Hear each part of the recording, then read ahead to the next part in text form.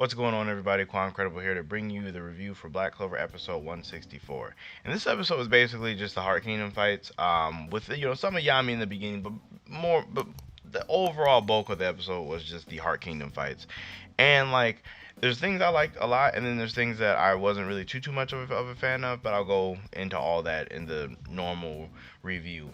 To start us off, we have more of the Yami and Dante fight. It's kind of like where Dante is more so explaining what exactly he's after to Dante, which I kind of liked how this looked in the anime. Like everything looked like really crisp.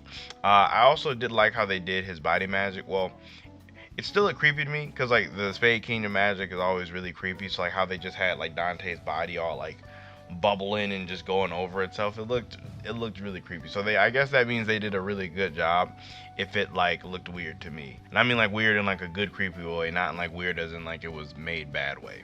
But then we do get to flash over to the Heart Kingdom for the rest of the fights, which honestly, the way they did it was like kind of weird, like cause how they like went out of order.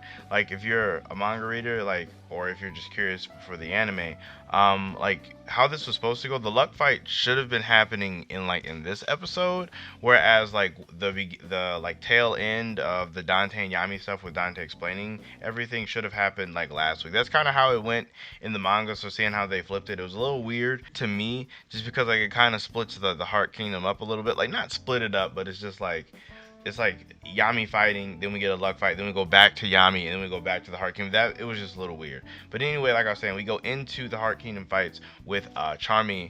I think this was honestly the better of the two fights in terms of how it was animated and how it was handled. Now, personally, the Leo fight was my personal favorite, but just like I was saying, how they adapted it, I feel like they did a better job for Charmy. My reason for this being is like just how the way how it looked, it seemed better, it seemed more crisp. I feel like how it looked in the I feel like how it looked in the manga, it got like adapted really well.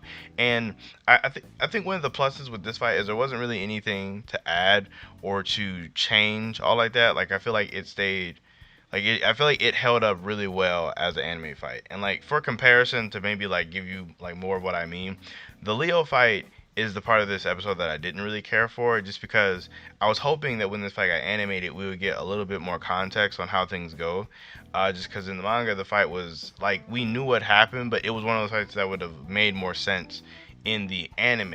And if you look at it in the anime, it was like Leo shot that like huge, profound spiraling flame out at a CVR, and like he dodged it, and then after that we get like this like off-screen sequence of like Leo getting shot over and over again, but we don't see it, and like it's alluded to that Leo is shooting more profound spiraling flames at him and trying to lead him somewhere, but we don't get to see any of it. Like we literally don't get to see any of it. We don't get to see Leo set up this huge rune or array. I mean, like we don't get to see that. So it was just really weird how they decided to do that. Like I feel like the anime would have been the perfect time to really like showcase more of that kind of stuff. And now me, I was one of those people that for the anime, I really wanted them to go more in depth in the Heart Kingdom fights. Like I was already, like kind of bummed that we weren't going to get more Spirit Guardians. So granted, I know Spirit Guardians are garbage. I know that, but I was bummed that we weren't getting more of that. But at the very least, I thought we were going to get more expanded onto some of the fights or some of the moments that were a little confusing. Now, I get it. Black Clover budget probably isn't going to spend a ton of money on Leo. I'm not saying Leo needs to have the like cleanest sequences or anything, but just I kind of just really wanted to see how things were actually happening instead of just literally off screen on the anime of just Leo getting shot and leading this guy somewhere that we didn't get. Like we literally just didn't get to see.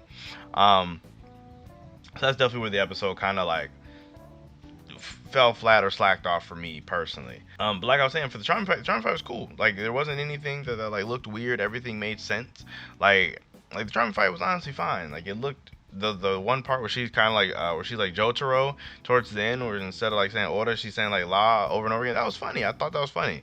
It was just like I really wanted them to do Leo's fight a lot of justice too.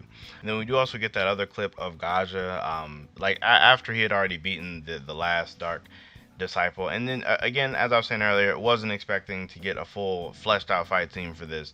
But one touch that I did like is what I was talking about last week for the Luck fight, how I wish they would have had like thunder rumbling when Luck did his Serenos. Like they had that for Gaja. I mean, granted, Gaja actually comes from the sky, but the fact that they had the sound effect for Gaja was cool. Wish they would have had it for Luck, but it is what it is.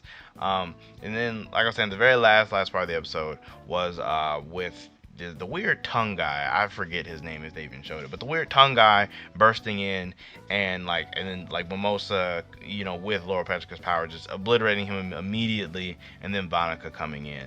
And I will honestly say the voice actor for Vanica is like really really good. Like I really feel like all of the Dark Triad's voice actors are really good. That's one thing that I'm extremely happy about, is like that they did a good job like fitting how like their characters really do sound, because Vanica does actually sound like just weirdly like crazy creepy type character, which is kind of cool. But yeah, basically ended it there. And overall, like as a whole, like as like a whole like complete episode, I think the episode was really good. It just had a couple points that were just kind of down for me, but overall I think it was really good. Like probably like a solid 7 episode. If I was like probably just brand new to it, fresh to it, I would have probably liked it a lot more, just because I wouldn't be having anything to really compare it to.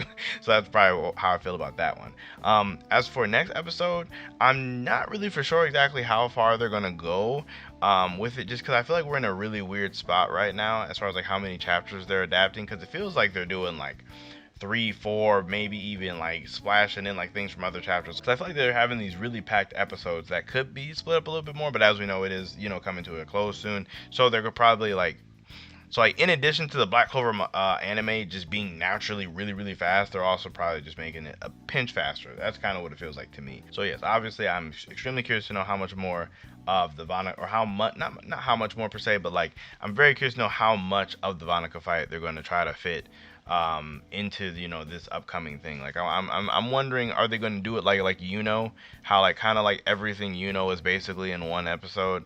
Would be very curious to know if they're going to do that, because like I mean I wouldn't be mad at it, but at the same time, if they're going to reach a good stopping point, I feel like they might have to do that. They might have to do everything in one episode, which just seems kind of crazy. That means next week's episode's probably going to be really really hype actually.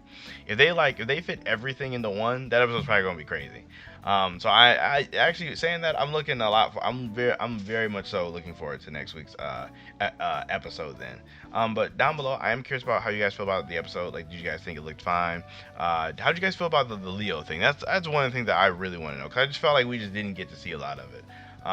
Again, everything else is fine. I don't really have much else to talk about. The review's gonna be a little bit shorter just because it was like predominantly just me reviewing the episode, as opposed to them introducing anything new or anything old. So I do apologize for that. But make sure you guys like the video as well as subscribe to the channel for more Black Clover content.